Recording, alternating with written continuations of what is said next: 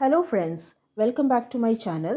ഇന്ന് നമുക്ക് നോക്കാം എഗ് റോസ്റ്റ് എങ്ങനെ എളുപ്പത്തിൽ ഉണ്ടാക്കാമെന്ന്. 2 മുട്ട കുക്കറിൽ എടുക്കുക. 1 ടീസ്പൂൺ ഉപ്പിടണം. എഗ് ഷെൽ പൊട്ടാതിരിക്കാനാണ് ഉപ്പിടുന്നത്. മുട്ട മുങ്ങി നിൽക്കുന്ന രീതിയിൽ വെള്ളം ഒഴിക്കുക. ഗ്യാസ് സ്റ്റൗ മീഡിയം ഫ്ലെയിമിൽ വെച്ച് ഒരു വിസിൽ കേൾപ്പിക്കുക. പ്രഷർ ഒന്ന് പോയതിന് ശേഷം മുട്ട തണുത്ത വെള്ളത്തിൽ ഇട്ട് വെക്കണം. എന്നാലേ നമുക്ക് എഗ് ഷെൽ നന്നായിട്ട് പൊളിച്ചെടുക്കാൻ പറ്റത്തുള്ളൂ. ഇനി നമുക്ക് ഓരോ മുട്ടയും മസാല ഒന്ന് പിടിച്ചിരിക്കാൻ വേണ്ടി 3 സൈഡിൽ നിന്ന് ചെറുതായിട്ട് മുറിച്ച് കൊടുക്കുക. കടായിലേക്ക് 2 ടേബിൾ സ്പൂൺ വെളിച്ചെണ്ണ ഒഴിക്കുക. എണ്ണ ഒന്ന് ചൂടായി വരുമ്പം 1 ടീസ്പൂൺ കടുകിടുക. അതിനുശേഷം 1 ടീസ്പൂൺ ജിഞ്ചർ, 1 ടീസ്പൂൺ ഗാർലിക് ചോപ്പ് ചെയ്ത് ഇട്ട് ഒന്ന് നന്നായി ഇളക്കി കൊടുക്കുക. 30-40 സെക്കൻഡ് നമ്മളൊന്ന് ഇളക്കി കൊടുക്കുക. അതിനുശേഷം 1 ഗ്രീൻ ചില്ലി നടുവെ മുറിച്ച് ഇടുക. ഇനി ഇതിലേക്ക് ഞാൻ 2 മീഡിയം സൈസ് സവോള കനം കുറച്ച് സ്ലൈസ് ചെയ്തൊന്ന് ഇടുകയാണ്. നന്നായി ഒന്ന് ഇളക്കി കൊടുക്കുക. ആവശ്യത്തിന് ഉപ്പിട്ടൊന്ന് മിക്സ് ചെയ്ത് കൊടുക്കുക. ഇവിടെ ശ്രദ്ധിക്കേണ്ട കാര്യം, സവോളയുടെ കളർ ചെറുതായിട്ടൊന്ന് മാറിയാലും മതി. നമുക്ക് ഗോൾഡൻ ബ്രൗൺ കളർ ആവുന്ന വരെ വെയിറ്റ് ചെയ്യണ്ട.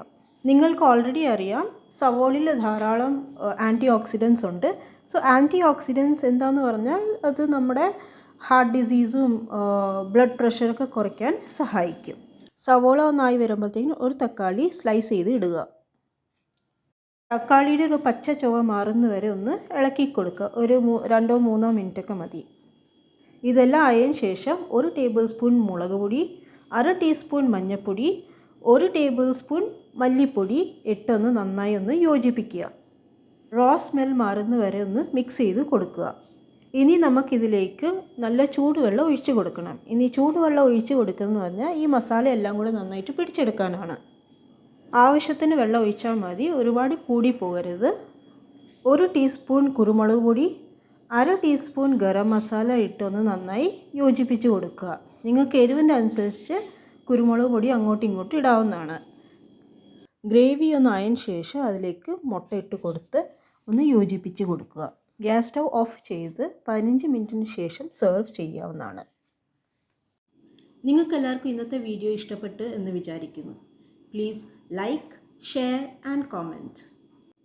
മറ്റൊരു വീഡിയോ ആയിട്ട് പിന്നെ കാണാം. Till then, take care and thank you for watching.